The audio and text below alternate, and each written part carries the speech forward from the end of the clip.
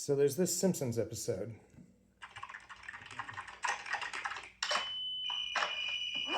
What's wrong with this phone? It's making crazy noises. Those crazy noises are computer signals. Yeah.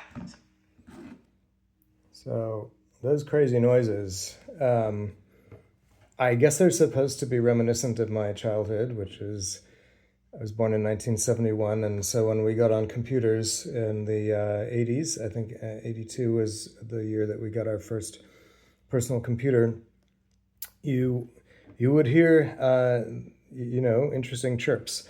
However, I don't think that what we were just listening to is a computer-to-computer modem sound. To me, and I could be completely wrong about this. I'm just going to say it sounds to me like RTTY. It sounds to me like RTTY teletype. I hope someone who has more awareness of this can correct me or even endorse that idea. But anyway, you'd hear things like that, and because what you would be using to get online would be something like this, is the Hayes Smart Modem 1200. And when I say get online, this is before the internet, right? So there was no, there weren't sites, right? There weren't URLs. There were phone numbers. And you had to know what phone number to call. And at the other end of that telephone connection would be a modem like this, something similar, that's just sitting there listening. It can probably do typically one connection at a time. And so if you dialed and it was busy, you would hear a thing called a busy signal, which I think probably not many people are aware of nowadays, but it was a thing.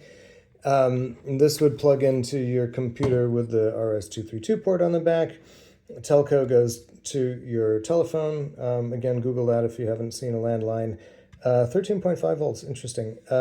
Volume, cool. And it would kind of show you the status here. So Hayes is a company that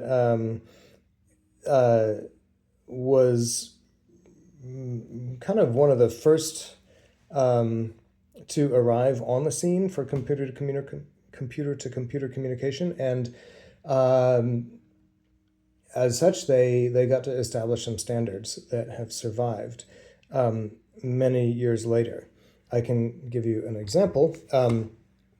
I work for a company that makes financial technology, and as a hack, I took this toy cash register and using a Arduino, and you can't see it, but there's like a Bluetooth wireless thing in there.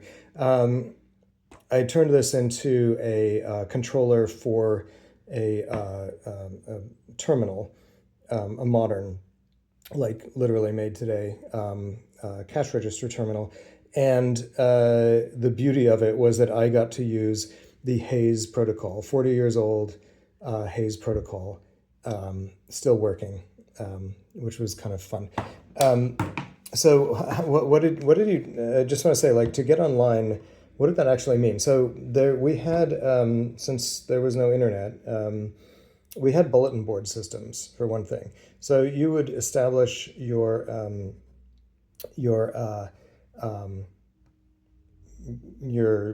computer at the end of your phone line as a place that people could call and log into. And so sometimes, you had to tell your family, like, don't touch the phone because I'm on the BBS. Or don't touch the phone between these 2 hours because I'm hosting a BBS. And there were other places you could dial in too, like hospitals, for example, were a thing.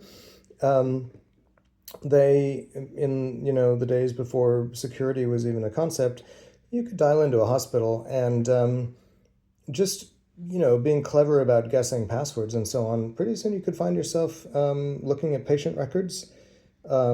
Medication schedules, and that was frankly terrifying, and that's when you would log off because you were not that kind of person. So that's what happened back here. When I was in college in the 90s, this is I think from 91 or 92, the Zoom fax modem came out. 52,000 bits per second, considerably faster than the 1200. This company um, did quite well, I presume, in the early 90s, but then didn't really survive the ways of the world.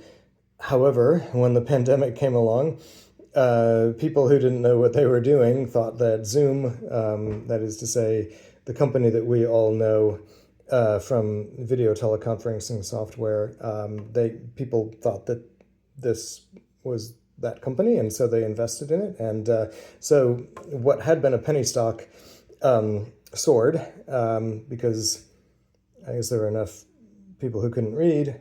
It only takes a few, I guess, or a few million. So something to look out for in the future. Anyway, pretty cool. Again, RS-232 port. This time there's a pass-through. We've got wall and phone, and we've got power here. I'm not sure what voltage is, but who knows? Something like that. So to play games as a kid, what would you do? There was no online. You could play online if your dad or your mom had a portable terminal with that could print. It was basically like a big typewriter in a suitcase that had thermal paper, and it had a dot matrix printer where the dots were hot and they would burn the paper, or they'd burn it enough to make it look like there was ink on it. So it had no ink, it just sort of like discolored the paper through heat. And you would connect this to the outside world using a telephone handset, which you would insert into the two big foam discs on the top of the print, on the top of the terminal, in a receptacle called an acoustical coupler. And that's how you would play games online, which was super cool. I gotta say, like playing NetTrek and Wumpus and things was pretty inspiring like that. But you could also have something more immediate if you went out and bought what at the time was what people sold, which were dedicated containers for one single game and the hardware that operated it. So this one is this is from 1978.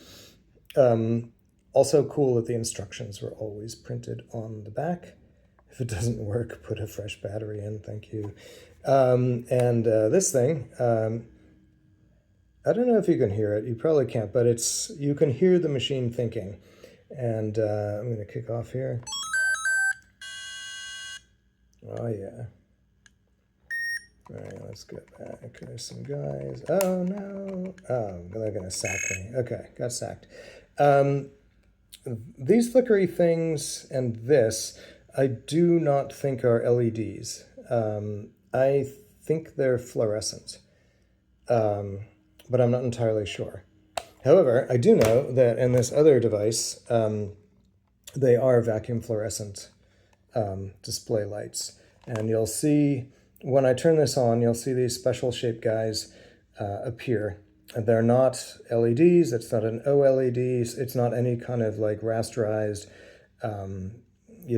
sort of pixel display. These are shapes that are actually carved into, anodes to emit electrons in this vacuum space. And so when I turn this on, you'll also, perhaps, again, it depends on the quality of the video, but you'll notice that the display is going to flicker against the sound because they're both vying for juice. So if I go and again, this is 1980s, oh my god. Picture what we're listening to on the radio. I'm going to let myself die just so you can see how lovely that is. Well, they're not very efficient at killing me, so I'll just have to move over. There we go. Anyway, a beautiful device. Yeah, and that's what it was like to be a teenager in the 80s.